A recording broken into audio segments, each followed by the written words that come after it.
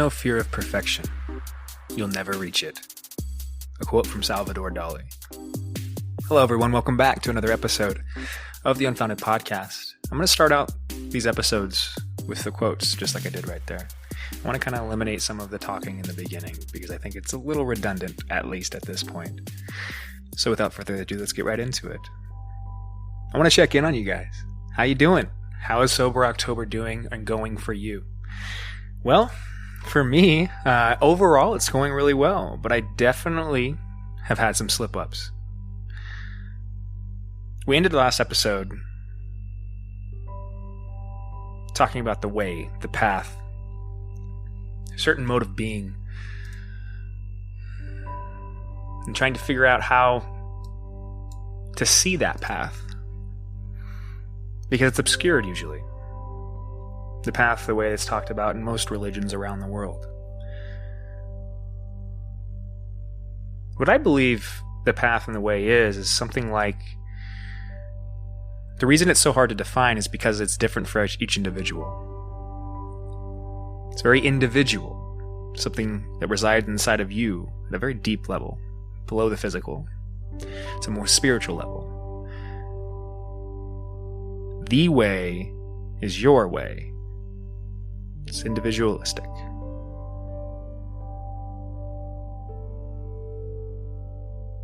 Have no fear of perfection, you'll never reach it. Now, I want to bring that quote in today because, like I said, I've had some stumblings already. What is this? 4 days in to Sober October. And the reason I want to read this quote stood out to me in my head. I posted this quite a while back. I think this was, May 16th. This is quite a while back. I posted this quote on my Facebook. But it popped in my head as soon as I started thinking about what I wanted to talk about on this podcast, because I've been thinking that I want to check in with you guys. I want to be there and help you guys go through this process as well as I'm going through it. And one of the ways to do that, I think, is to demonstrate this right here. That nobody is perfect. And that I think one of the messages that is needed right now, if you're out there and you're going through this as well, maybe you're going through this Sober October for the first time, is not a message of perfection. It's not a message of harshness. It's not a message of holding yourself to an unreasonable expectation. What it is an understanding of the fallible nature of you. That even when you set out an intention,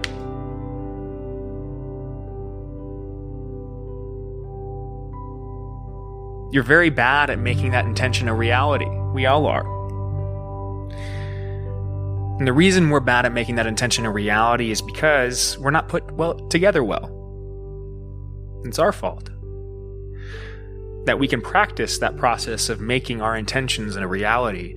And the way to practice that process, oddly enough, is to recognize how fallible you are. Because then you can see why you're not making your intentions a reality.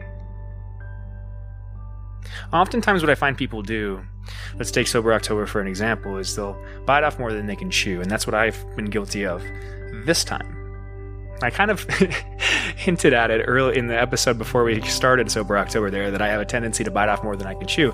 Guess what I did this time? Same thing. Now let me explain again what I'm trying to give up here, and it's quite a bit. Every time I go over to my head, I'm like, Chris, geez, dude, like you don't need to eliminate everything under the sun.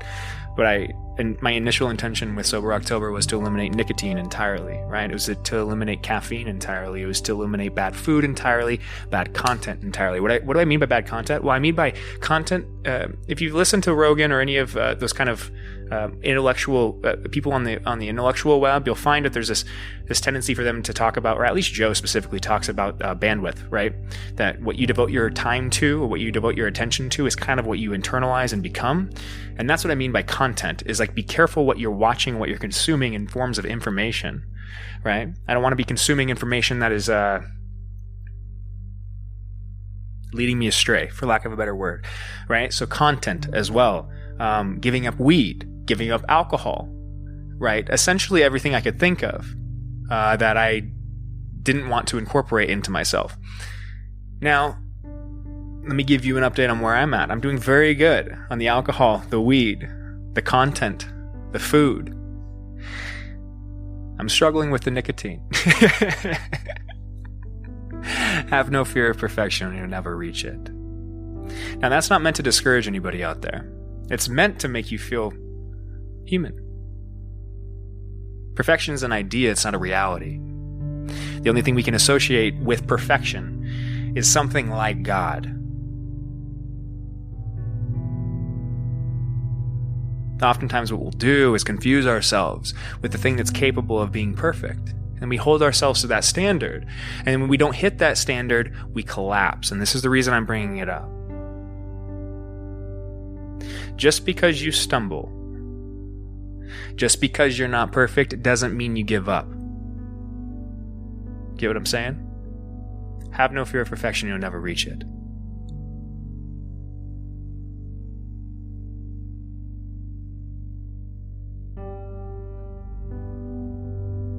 Instead, what we can do is look at those failings, whatever they are. For me, let's say the nicotine aspect of it as well, right? And the caffeine, actually, to be completely transparent, I've kind of adjusted as I've been going through this. Instead of eliminating all caffeine, I've decided that I'm going to eliminate just energy drinks. Why? Well, because the energy drinks is really what I have a problem with, right? That's what I have a hard time getting away from. The caffeine itself, I think, is useful in very specific circumstances. I enjoy it in terms of when I'm doing the podcast, for instance. It helps me kind of put thoughts together.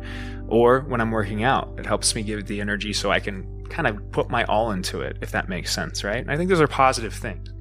So my initial assessment was that caffeine bad, eliminate it. I kind of realized as I started to do that I didn't want to do that. Does that make sense? That it wasn't actually what I wanted? And then with nicotine, it's a different kind of monster because it's a hook that I've been having a hard time getting away from. But what I have done is kept myself from going back to cigarettes, from going back to vaping, from going back to dipping, from going back to the things that I have been addicted to in the past. And what I have used in place of that is like a swisher, right? A cigar or something. Now, I'm not condoning that. I'm not saying that's okay that I failed there. But what I am saying is that because I failed doesn't mean I'm a total failure, right? Because I didn't succeed in that one aspect of this Sober October, it doesn't mean I'm going to give up on the alcohol and the weed and the food and the content, all those areas where I'm having significant victories and I'm continuing to gain strength in, right? I hope this resonates with you as well. I hope that if you're joining me on this, that you didn't make any of those mistakes that I have made thus far, that you are sitting in that perfect space where you want to be.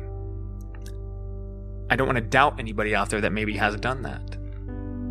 Kudos to you. That's a significant achievement. And if you are sitting here and you've achieved everything you set out to achieve already in the first 4 days, continue to do that. Know, though, that if you do have a moment of weakness and you do slip up, it doesn't mean you start back over. It means you continue. It means you're fallible. And there's something very humbling and something necessary in that message. That we are all fallible. That even when we intend to do something, we very often we fail to get to that place of intention. We allow ourselves to stray.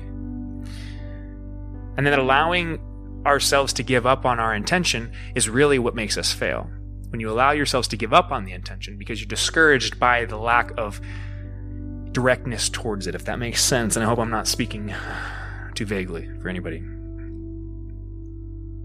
I also want to broaden. So that's where I'm at, guys. Checking in, right? That's where I'm at with Sober October. I'm still raring to go. And I'm feeling energy. I don't know if you guys are as well, but the first couple of days are usually the hardest, right? First couple of days are usually when you're trying to give something up or you're trying to walk the path the way that we've been talking about, right? Those first couple of days are going to be brutal because that's when you're really breaking the habit, when you're seeing how much of a habit you've created, when you're seeing how much of a strain or a drain, or maybe how much you've relied on something else. Those first couple of days is when it's going to hurt the most. And I definitely silenced that. I don't know why it went off. It's when it's going to hurt the most, folks. And I'm sure if you're going with me on this journey, you've experienced that thus far. But what I've noticed, and I don't know if you resonate with this as well, but the third and fourth day fifth day, it starts to get slightly easier. Because what happens is, instead of feeling like you're in a place of loss, as you do on those first couple of days, like you're losing something, on the third, fourth, and fifth day and onward, what you start to feel is the slightest sense of accomplishment. It may be minuscule, hair thin, but it's there and you start to notice it. It's a certain type of competence, a certain type of strength, it's a certain type of respect for yourself that you are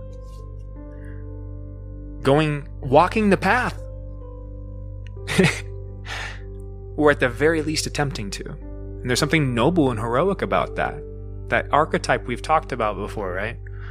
You can start feeling yourself in the place of the hero archetype on the third and the fourth and the fifth day. And I promise you, if you continue with me, if you continue to push yourself, you're going to feel that archetype grow inside of you as we continue on this journey. Last thing I'll say on Sober October, because I don't want to devote too much of the show just to sobriety, is for a second there I was kind of concerned because Rogan wasn't actually doing Sober October or wasn't talking about it on his new podcast, and I assumed it was something to do with the movies he's had and stuff like that. But I was hoping, because he's kind of been the person that's been the figurehead of this every year, at least in my world and most people's world, I think, I was hoping he would be joining in and kind of a guiding light for me and others as well. Initially, he was kind of quiet on the subject, but just recently, a couple days ago, he came out saying Sober October is on, folks. And it was interesting also watching a video he posted talking about why there was a delay in his decision to participate in Sober October. And the reason was because the friends that he usually does this with, Bert Kreischer, and I forget the other guy's names, Ari Shafir, and I believe it's, I can't remember the last guy's name. Anyway, I think you guys know them. Those guys decided they didn't want to do it this year. And the reasons they decided for not wanting to participate in Sober October, I thought were so revealing. They said it's just too much going on in the world right now. There's too much chaos in the world to be able to forego the substances that give us comfort. That's a paraphrase, of course. Isn't that funny? Because in that response, you see how tied and reliant people are on those substances exactly. They treat them as a security blanket. That even though they're not going to be giving these substances up forever, even the thought of not having them for 30 days is too much to handle. That's a form of mental weakness, folks. It's a form of mental weakness you can train out of yourself. And maybe you're resonating with that message right now, right? Maybe that was something that resonated with you and you're like, that's just too much. That's okay. I'm not trying to criticize you, right? I'm just pointing it out for what it is. Don't lie to yourself. You don't need those substances. You don't need anything. What the purpose of Sober October is to demonstrate that fact to you. Because if you don't constantly demonstrate that fact to yourself, well, the place you will end up is something like you will become a slave to the things that you crave. You become unfree. There's a lack of freedom in desire. And the only way to avoid that lack of freedom is to demonstrate to yourself on a constant basis that you're the thing that decides and you're the thing that chooses, not things outside of you. That's all fine to dandy, like I said. The application of it is much more difficult. Hence the struggles I've been covering thus far, right? But have no fear of perfection because you'll never reach it. Now I want to dive a little bit more into that and kind of apply it to the society at large, right? Try to see what we can pull out of this quote and apply it on a larger scale. Let's talk a little bit about Salvador Dali. I'm not a huge follower of Salvador Dali, but I know I'm familiar with some of his artwork. He's a very famous artist, right? And I have some of his artwork pulled up here, and it's very interesting. Abstract type art, right? One thing that's odd in Salvador Dali's work is you can recognize certain, it's not so abstract, it's not like Picasso, right? It's not so abstract that you can't recognize what that is, right? The landscapes he uses, the settings he places his images in on the surface seem accurate. But then within his paintings, you see this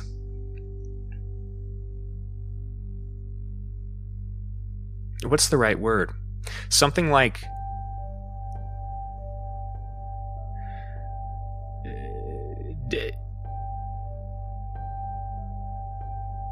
it's something malleable, I guess is the best way to put it. You'll find images, like for instance, one that I'm looking at right now is kind of an image of a landscape with a desk and a tree growing out of the desk, and then hanging off of the tree branch and off of the desk and off of what looks to be maybe a representation of an animal of some sort is clocks. But these clocks are drooping. They're soft and kind of formless in a way. And so you see this mixing of the tangible, the physical, the objective real with this imaginative, creative, abstract quality. And I find that fascinating because of that almost balance you see in it, if that makes sense. A balance between the lunacy and the psychopathy that can kind of pop up within the human mind and what looks like an objective reality. Now, why would somebody like Salvador Dali be famous for a quote like, "Have no fear of perfection, you'll never reach it"? Well, it speaks to, in some ways, Salvador Dali's motivation. The only way you teach that lesson to yourself is to try to be perfect. Right? How else do you learn a lesson that deep and profound? I believe by trying to achieve perfection. And looking in his artwork, you'll see there's this acceptance of that. And I don't know, like I said, a lot about Salvador Dali, but you can see in his artwork that there's this comfortability with playing with the world and the objective qualities we like to overlay on the world. It's like a breaking down of your perception is what Salvador Dali seems to be trying to do in his artwork. And I believe that's why it resounds with people so much, because it draws you in. It sparks your imagination and makes you wonder if there's something more than this thing we see in front of us. That's a deeply spiritual message. And I believe most artists are deeply spiritually connected. Not that there can't be secular artists, but that where art comes from is something like spirit. That's where it comes from.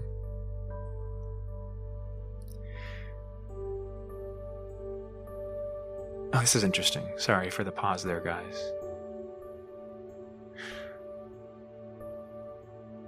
There's this one image I'm looking at right now. It's by Salvador Dali. It's The Temptation of St. Anthony, if you're curious and want to follow along.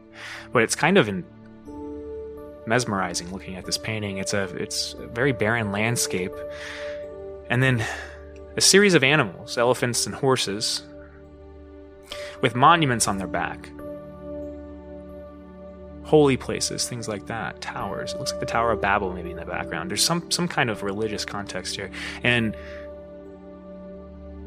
But the animals are on like stilts. Their legs are long. Almost disturbingly long. And you see at the very bottom corner of this painting, what I'm assuming is St. Anthony holding a crucifix towards these animals who appear to be coming towards him and ready to stomple him.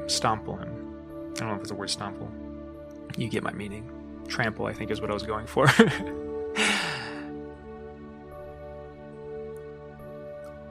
What I'm getting out of this painting as I look at it is there's some kind of message here. It's something like the monuments we built, if raised to unreasonable heights, crush humanity. It's a beautiful message, right? And profound. And I think this is partially why Salvador Dali is such a renowned artist, because there's some depth in his artwork. But I want to pull back onto the quote, "Have no fear of perfection, you'll never reach it." The comfortability with his artwork to demonstrate that this objective reality idea, this idea that there's something that's we can all see and agree upon, doesn't exist, that oftentimes what crushes us is our search for perfection. Not the search for perfection, but the expectation of perfection in yourself. The expectation of perfection in yourself is something akin to aligning yourself with a far greater being, something like the idea of God, right? As we talked about before. Because perfect isn't achievable objectively. You can see that. Maybe that is one of the only objective truths, is that perfection is not achievable. But that there is something to the striving for perfection. It's a very delicate balance, right? How do I strive for perfect without expecting to be perfect? Isn't that's a hard distinction to make?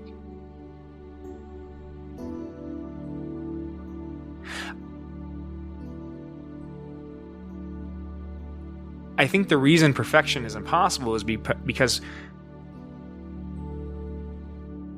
anytime you would feel the feeling perfect when you look at something or you hear something, like you hear a song, you're like, God, that's perfect.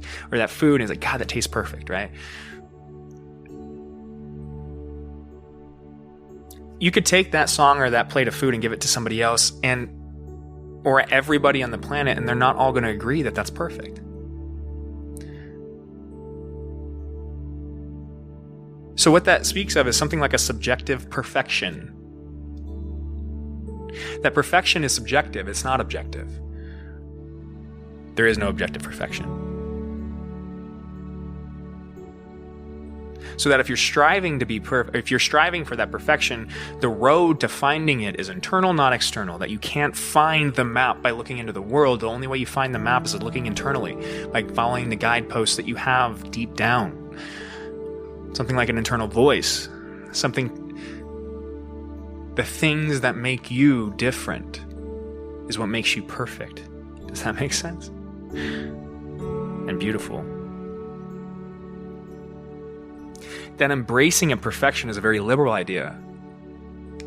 A very classical liberal idea. That not perfection, that embracing of individuality is what I mean. I'm sorry, I misspoke there. Embracing of individuality is a very liberal concept, a very classical liberal concept, like I was saying. Which is what's confusing about the modern political landscape when you try to apply this. I believe that one of the things that's happened in our politics is we have gotten confused on a grand scale. I do believe that there's a differentiation between the left and the right in this country right now, and one of those differentiations is this. It lies in expectation. What I see coming from at least the more extreme left, I guess is the best way to call it, is an expectation of perfection. I think there's a reason why the left believes that perfection is achievable.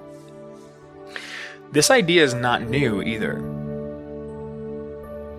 That if you look throughout history, especially in Eastern Europe, in let's say China, if you look at the Communist Party, if you look at the Marxist Manifesto, there is this idea of being able to bring in a new world, a perfect world. A system in which suffering and chaos never exists again. That we as human beings have the ability to see objective perfection. And so we strive for it politically.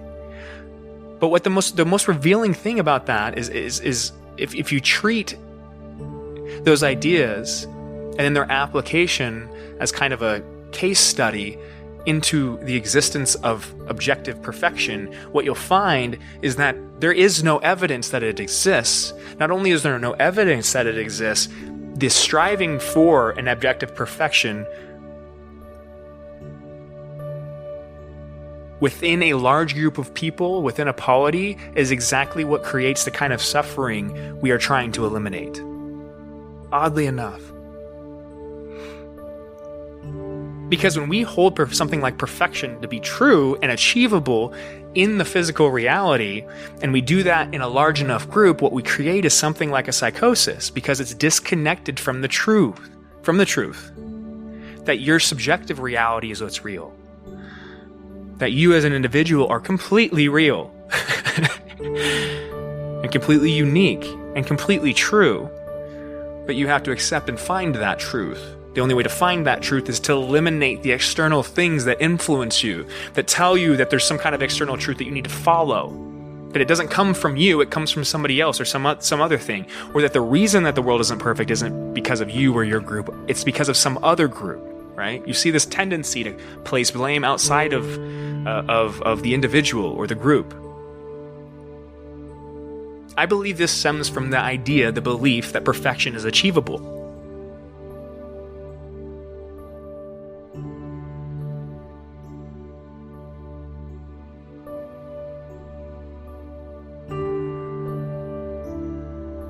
I believe this is one of the reasons why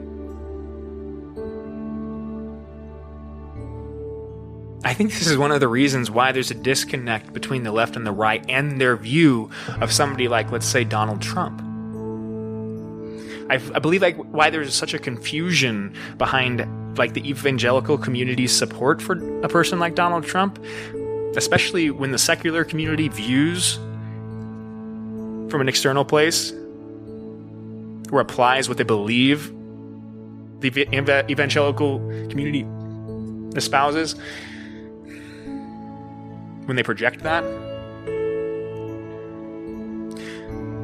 you expect something like a moral thing, right? Like that if the evangelical community was going to vote or support somebody like a president, that they'd be expecting something like somebody who would embody the traits and qualities of, let's say, like Jesus the Savior, right? I think it's a reasonable perspective to take from an external place, right? But one thing it misses is that, at least from my understanding of the Western religions and the teachings of Jesus Christ himself, right, there is you'll find if you read the Bible that there's plenty of people that are completely and utterly fallible, that many of the stories that you see in the New Testament, at least, in regards to Jesus Christ, is him demonstrating to people the fact that people are not perfect objectively, showing love and compassion to even the most outcast in our society, right? How do you do that if you believe that people should be perfect? You can't. This is why I believe the evangelical community and the more religious community has embraced Donald Trump. Because regardless of his flaws on the surface, one thing that he does do is embody something like a subjective truth. And I think that's something that I've realized recently. And I'm wondering if people aren't all realizing this at the same time. There's something like an appreciation for the fallible nature of that man. Something like the things he says and the things he does being so drastic that they couldn't be fake. You get what I'm saying? Something like an open book, I believe, is what the evangelical community and the faith-based community in general sees in that man.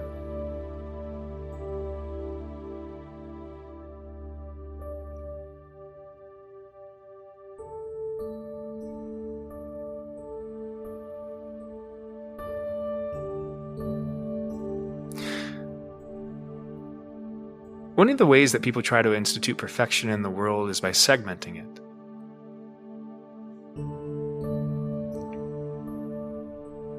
I believe the reason why the search for perfection devolves into chaos, suffering, and death always, not the search for it, the expectation of perfection, I guess, is a more accurate way to describe it. The reason it always devolves is because of the way the ideas progress. Let me give an example, right? So let's say you hold perfection as an achievable external reality. Well, in order for perfection to exist externally, everybody has to agree on the same conception of perfect, right? Because you can't have like even one or two people not agreeing with that idea. Otherwise, there's chaos there, right? That's imperfect. So there's this necessity in the idea itself to have totality. Totalitarian. I think that's one of the reasons that word exists politically. Because the way you get a totalitarian is to inspire inside a certain individual or group something like an expectation of perfection. And then in the application of that expectation of perfection, there's blowback, there's reaction from all of the people that don't agree with that perception or don't agree with something within that viewpoint. And because of that, the existence of these people, the person in power, the group in power, who holds expectation or perfection to be a reality, views those people as something like a cancer or at the very least, a menace. And I believe the reason why totalitarianism comes into being a lot of times is because when argumentation or the providing of facts fails to pull those people over to this idea, to their side, quotation marks, the only next step is to control, is to segment. And the way we feel segmentation, control like that practically, as we've all experienced through COVID, is something like suffering. It's a lack of freedom. It's a lack of individuality. It's kind of the intentional holding down of subjective reality in the search for an objective one. And through that process, the worst atrocities in humanity's existence occur. That's why we have to be so careful with this idea of perfection. Should you strive for something like a perfection in yourself? Sure. Does that idea of what perfection is need to match up with the entire world? Absolutely not. It should be something very individual to you.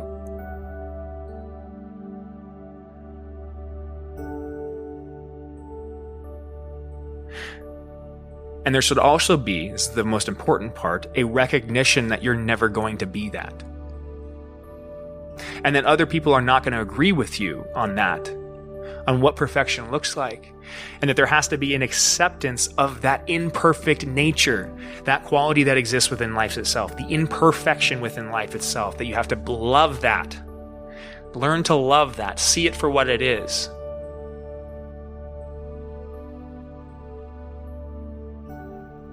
I believe one of the ways you cultivate this process is by doing things like Sober October, right? By challenging yourself, by choosing the thorny path, by demonstrating to yourself how fallible you are and how incomplete you are, and how even when you put your intent out with all of your emotion, being, and will, you're still going to fail. But that the thing that sets you apart and makes you different is your ability to handle the failure. Right? How do you respond when you recognize you're not perfect? What do? Do you take it out on the world? Or do you recognize you're the thing that is imperfect?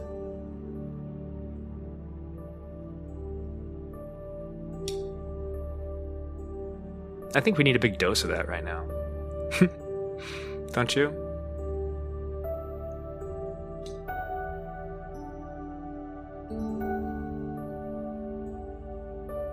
The reason I bring up this in the context of the extreme left is because that's what I felt inside of myself as a member of that political grouping. That when I was fully enthralled in that ideology, one of the things I expected was that I would constantly argue for the idea that there is a way we can make this world perfect. I would argue for it. And there's an easy route to argue for it. It's usually something like a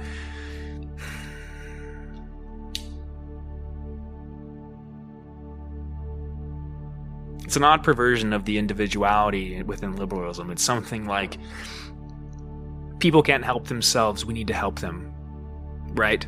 That there's a lot of people out there that can't help themselves, that the world itself is too harsh, that these people are somehow cast out of it, or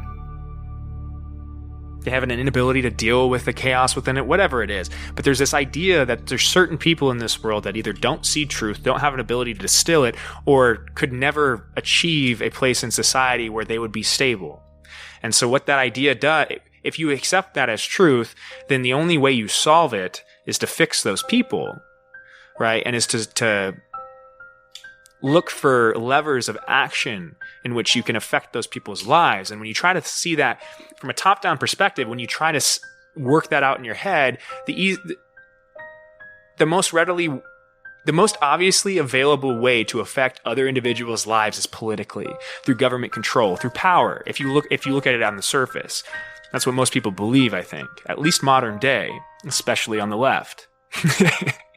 Is that the way you make change in this world, you've heard this before, change, right? The way you make change in this world is by voting the right person in, by having the right political grouping in positions of power, by switching out the old systems of power that have been in place, and by putting in new blood, people that have, that are a little closer to perfect, right? And that through that kind of taking over of systems and the downward, which is odd because it's kind of a trickle-down concept, which is economically something that the left hates to talk about, but or likes to refute, but is also argued for, I think, in some ways, inovertly.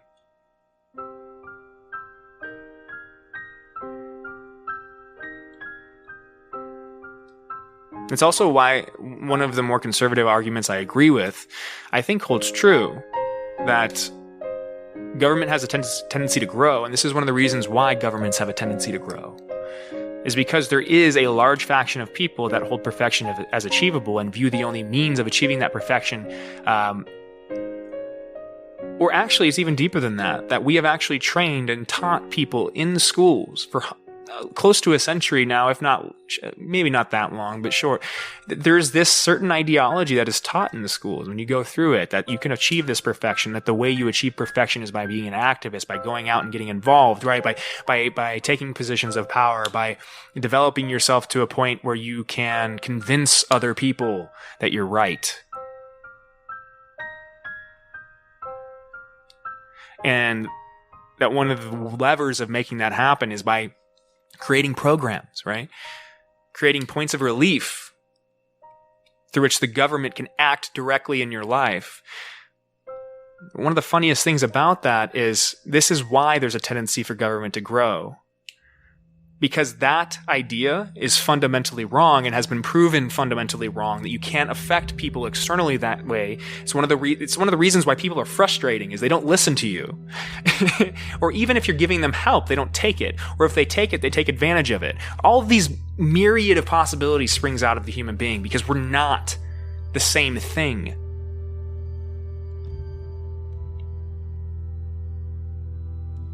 But if you don't view the previous programs that have come before us, let's say all of the different social programs that we've enacted in the United States government up until this point, those were all done under the same premise, right? That the way that we fix people's problems, say poverty or homelessness, right, is by creating a program in which people can be lifted up.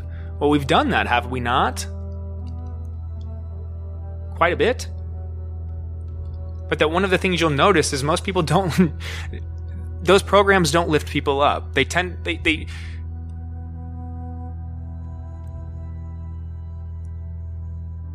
from what I can tell, it's more like those programs pacify people.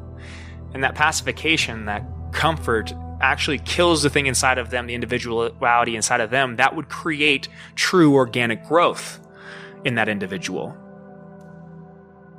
But if you don't realize that, then the problem isn't fundamental like that. It's not an individuality problem, right? It's a problem with the program itself. It's a problem with the specificity of the program. And so what we need more growing out of that idea is more programs.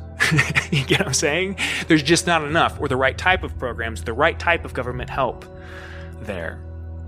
And one of the ways this is argued for is through this bleeding heart type of perspective, that all these people need help and they're also helpless, and the way we help them is by instituting the right programs and ideas. That's wrong.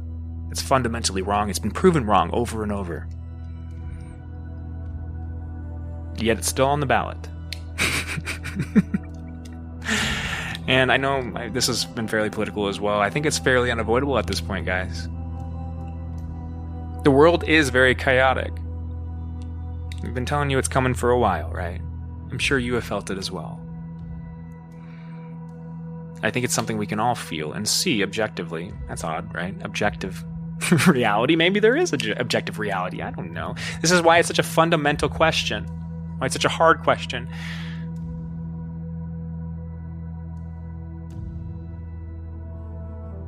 There isn't, actually, because there'd be somebody that disagreed with me, so no. Anyway, tangent, right?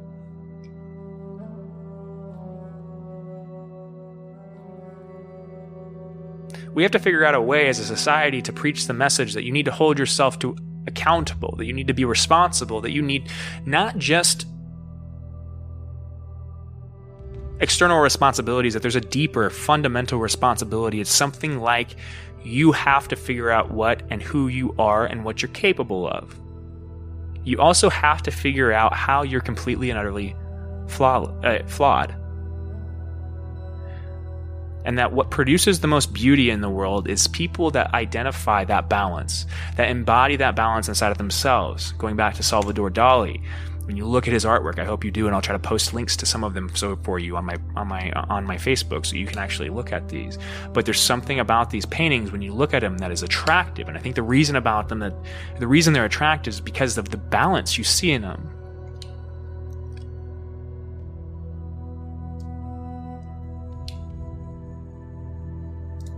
This balance of the real and the ephemeral, or the I don't know if that's the right word.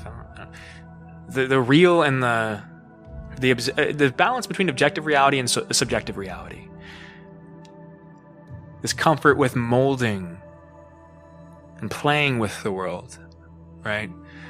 The only way you feel comfortable to do that is to feel comfortable with yourself, I think.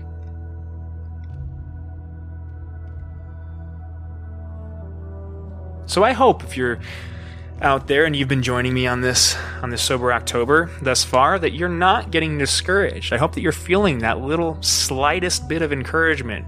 I hope you feel and know that you are embodying the hero archetype. I hope you recognize and respect yourself for making that choice.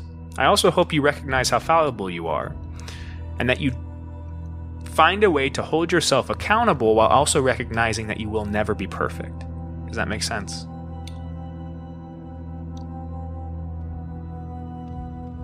But that there's something about striving for your own subjective perfection that creates inside of the individual that embraces that challenge something like beauty, something like art, something like majesty. True individuality, true liberalism.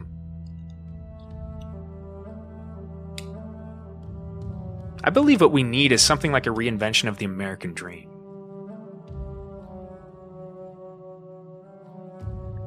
That we need a common vision, but that vision is tough and tricky to implement, because everything I've said thus far is still true, that there is no objective reality. So when we're trying to create a common vision, it has to be something like everybody's different. Preach how different you are. I mean, that's what I see when I look at the founding documents, folks. I see a bunch of very fallible men making a decision to enshrine in law that idea. To embrace individuality at a government level. And to recognize that the search for that individuality comes through spiritual conquest, through God-given rights.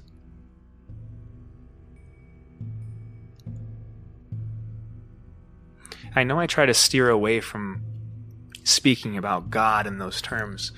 And the reason I do that is because I don't want to turn anybody off to the message I'm trying to bring here. But that I don't know if you put together up until this point that where I'm getting all of this, where this philosophy comes from, is from religion. That I believe the reason that you have God, created under God, all men are created under God, in the Declaration of Independence is because those ideas, the philosophy that all men are equal, is spraying out of religious context. That it is a religious and spiritual idea. That the way you experience true perfection, I guess, is through expressing your own individuality unfiltered. To hone your own individuality.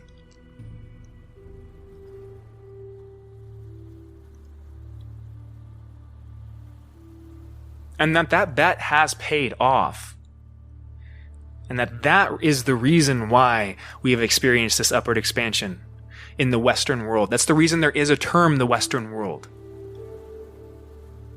And one of the ways we've gone astray here, one of the many ways we've gone astray, I think the most fundamental way we've gone astray is to try to delete God's place in this. Now, when I say God, you can change it for the universe if you want. I'm not trying to argue for the existence of God.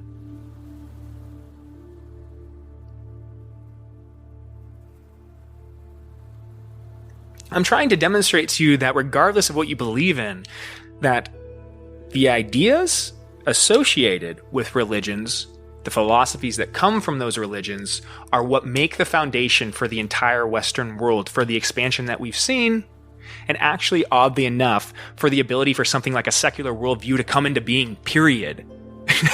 That there wouldn't be a secularism if there wasn't a religion first. Nietzsche argued for this as well. When he argued that God was dead, he wasn't arguing from a secular perspective. He was arguing in a time frame where the secular perspective was coming into being. He was witnessing it being birthed, and he was identifying that what that perspective was doing was killing off the idea of God fundamentally, and that once we did that, once we killed off the idea of God, period, we would have no guiding light. That the philosophies we based all of our governments on would slowly crumble, because the guiding light, the reason it's there, was we delete it and hid from ourselves. Do you get it?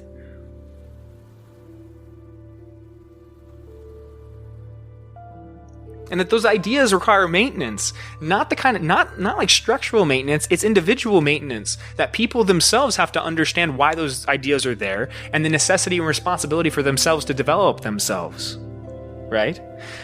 Or else the system doesn't work because people don't operate as if it's true. The only way a system like that is true is if people believe and hold it to be true.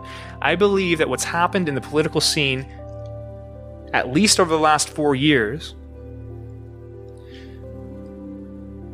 is a destruction of that idea, is the culmination of a very slow degradation in those ideas. And this is partially why the United States itself as a thing is being painted as something evil, as something fundamentally flawed, as something misogynistic and something rife with control from masculinity and the patriarchy, and something seeping and oozing with the pus of slavery and subjugation. That's what you get. It's the only thing. When you delete the thing that makes it good, when you delete the thing from the United States that made it righteous, what it looks like is something horrid. If you're in that secular place and you objectively quotation marks, view the United States, you're going to find a whole lot of suffering within the United States throughout its history. Of course you are. Because human beings make up the United States. Suffering exists inside human beings' lives, so what you're going to see is suffering in that system in some way. Because perfection doesn't exist. What do you expect? The United States to just come into being and then all of a sudden all the world's problems are solved? I think that's exactly what some people, a large group of this population, believe right now. That's a psychopathy. That's a disconnection with reality because it's impossible. And the dangerous thing we're approaching here, guys, is that psychopathy trying to be enacted in real life. when it doesn't actually come into being, what people resort to is violence and murder. Rioting and destroying, tearing down anarchy itself. Because when your reality doesn't come into being, the reality that you believe is actually true is proven to not be true. What do? You take it out on the world and the people that said it wasn't true. This is what we have to watch for. I don't mean to make anybody afraid. I don't mean to add on to the pile of stress that's already existing in all of your lives, right? I do mean to implore you. The reason I bring it up is I implore you to continue the work you're doing. Not only for yourself, but for humanity. You figuring out who you are and doing this work is exactly what humanity needs. It's the only solution. It's the reason we're here, and it's the way we go up from here.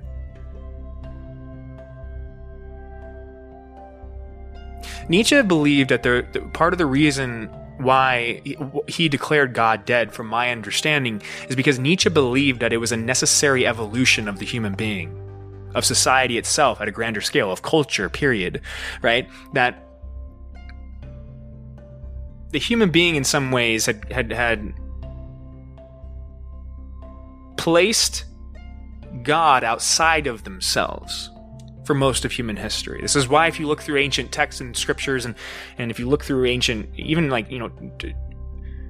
spirituality in general, what you'll find throughout history is that a lot of times you'll have this idea of God, like an external God, right? Or you have this idea of multiple gods initially, right? Where like everything in the physical world represented a God in a spiritual world, but it's outside of people.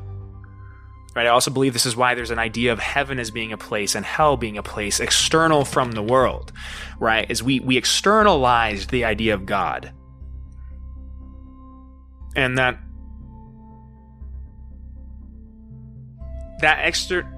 externalization of God was untrue and thus needed to die, right? But in order for it to die, it required something like a evolution to take place. Intersecularism, right? Inter-scientific thought, inter the Enlightenment, all of these things, right? You have this new mode of being, this new perspective that starts to gain, and then as it does, fundamentally it's being built as a argument against the old world, the religious world, the spiritual world, the external existence, right? That one of the things religions often teach is truth, but that one of the things the secular worldview brought into being was the ability to demonstrate that there isn't, at least from our abilities that we have now, some guy sitting on a cloud, right? As we go to the moon, well, shit, there's no God on that cloud, right? These kind of realizations slowly happen over time as we develop these tools in this specific perspective. And so what that's led is a dismantling of the institutions, that externalization of God himself. But Nietzsche didn't stop there, which is where most people stop. They stop at like him believing that secularism was the end of humanity. No. From my understanding, Nietzsche believed that it was a process that was necessary. It was an evolution of sorts. That what came after the reason for secularism wasn't the end all be all. That perspective isn't supposed to be the way human beings move forward. That it was something like it was the thing that was necessary to eliminate the idea of an external God. But we stopped there. And what happened is, once we eliminated God, we didn't know where to look anymore. And so we started to look in truth. We started to look for something like meaning in the secular perspective itself, right? And so there's this kind of weird way in which you'll see most of the scientific community or most of the secular community trying to explain away God by looking deeper, or bigger, right? Zoom out or zoom in. That's fundamentally what science is doing, right? And they're saying that because they're not finding proof of God at a small level or a big level, God doesn't exist, period, right? And that the only thing that is true is what we can view with our eyes. But that's a baby with the bathwater problem. We've thrown out meaning in that. We've thrown out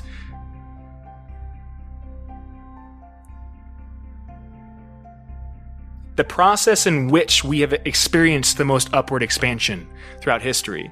The reason we are here right now as a society in the most peaceful time in history, quotation marks, right now maybe, I don't know if it's going to be, but the reason we're here isn't because of secularism. Secularism has been on the scene for about 90 years in a global scale, right? Maybe it's less than that, maybe a little more, I don't know, but it's something like a century, right? That's a blip on the human timeline. This perspective is very rare and very minuscule if you look at it from a zoomed out place. Most of human existence has been dominated by spiritual and philosophical thought. They go together. It's partially why I've been trying to go through different types of religion. Or at least bring in the Eastern religions with the Western religions, because I believe that they're the same fundamental process. All of these are. That's why when I've argued for them, I've told you it doesn't matter what you believe specifically. It's something like the process itself of searching for meaning is what the purpose of religion is. Getting people to search for meaning. Now, let me get back to Nietzsche. What he believed, I think, was... And I need to read more on Nietzsche because he has one book. It's his last book. It's a very weird name. And when Nietzsche wrote it, he was like, most people objectively think he was crazy because he had some kind of infection, right? It was like chlamydia or something like that went out of control, and those kind of things tend to have an effect on your brain, right? But anyway, most people write off this last book as kind of the dying thoughts of a madman. But from my understanding, what Nietzsche argued for after secularism was something like a reinvigoration of the truth, the real truth, which is that truth lies internally and that objective reality doesn't exist. And that's the next step of humanity. Because when we look at our world and we look at how we've had the most upward expansion, it's always come from individuals expressing their individuality. But that in order to really truly express your individuality, you have to connect with the thing inside yourself that brings it into being. We had to bring God from an external place to an internal place. That's the process that's happening right now. I think that's partially what's happening with churches, too, why churches are being closed down and stuff, because the institution itself, while it may be comforting, isn't necessary. And I think that's being shown to people right now. That maybe you feel comfortable, or you like going to church, you like receiving the Eucharist, or you like going to temple, whatever it is, right? But that because of all these restrictions, because of all the close downs, because it's never happened before and shouldn't have happened, arguably, it's a different conversation, but because of that restriction, because your inability to go and worship at your place of worship, you've been forced to connect internally with the idea of God. And so that we are all, I think, being asked at a grand scale. It's a fundamental time, a crossroads moment in history where you're being asked, do you want to connect with this or not? And you'll reap what you sow. Do you want to connect with truth, what you truly are, and do you want to bring that into being, all of the sacrifice that entails, or do you want to continue to deny it, to continue to bury your head in the sand, to continue to tell yourself, la, la, la, la, la, there's only what I see, there's only what I see. Keep telling yourself that. Look at the world right now. How comforted do you feel? You're going to get more of that, because it's going to get more chaotic, folks, I'm telling you right now. We are heading for suffering, something like a bloodletting. I've been saying it for quite a while. You can feel it if you tune into it, right? But what we are headed for is more chaos. So keep looking externally. You're going to feel it more and more. You're going to feel more crazy. You're going to feel more ungrounded, more unbounded, more unconfident in the way you view the world. Secularism itself is falling apart at the seams, which is why the idea of truth in news and in politics and anywhere is crumbling. I implore you,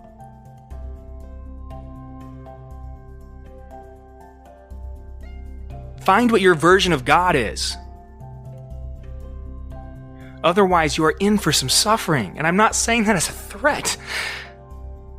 If you don't believe me, Go on doing what you've been doing. It's no skin off my nose. Because what I've said, I believe, is objectively true either way. You have this choice. Turn away from it, deny it. Tell yourself that it doesn't exist or that the world isn't crumbling. See how sane you feel.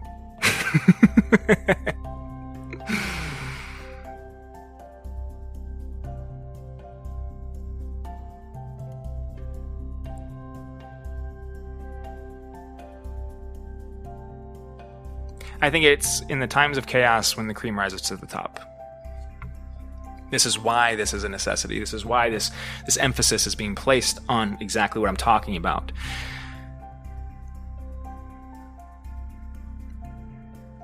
Like I said, I believe you're going to reap what you sow. If you believe that this is all there is, if you believe that there's nothing deeper than what you see with your own eyes, oh my God, that's what you're going to get. Do you really want that? You should ask yourself that question.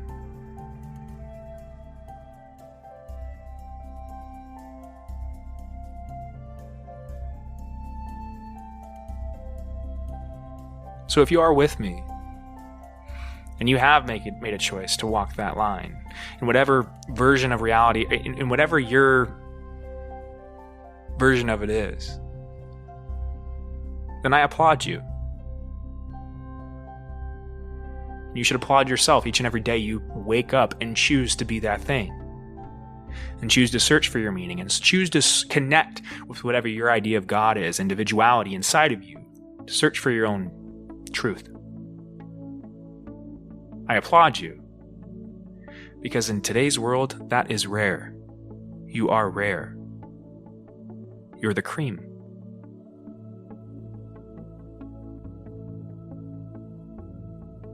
You feel it?